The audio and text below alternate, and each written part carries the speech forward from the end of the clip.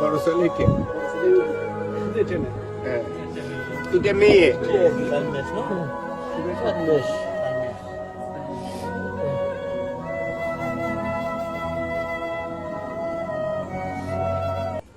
আসলে কি বলবো, বাসা খুঁজে পাচ্ছি না। এই যে এই অবুঝ শিশুকে কিভাবে সান্ত্বনা দিব, সেই বাসা কি আপনাদের কারো আছে বা আমার আছে? না, নাই।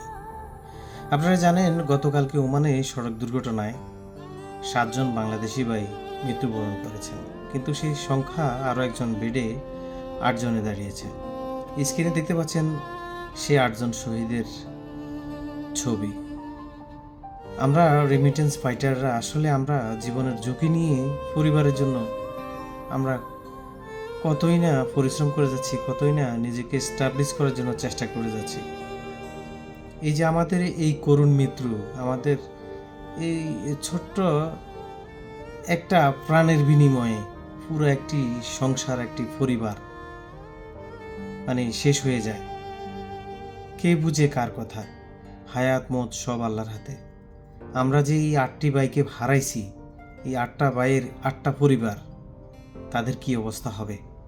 এই চিন্তা কি আমাদের মানে আমরা কি এই চিন্তা করে শেষ করতে পারবো? না। এই যে অবশ শিশুটা স্ক্রিনে দেখতে পাচ্ছেন, তার বাবা একজন রেমিটেন্স ফাইটার ছিল। গতকালকে যে ওমানে 8 জন ভাই শহীদ হয়েছেন, তাদের মধ্যে একজনের পরিবারের একটা ভাইয়ের এই বাচ্চাটা, তার পরিবারের চোখের পানি কিভাবে মেনে নেবেন বলেন? আল্লাহ সবাইকে বেহেশত নসিব করুক। কালকে সকল শহীদ ভাইদের জন্য আমরা সবাই মন খুলে দোয়া করব।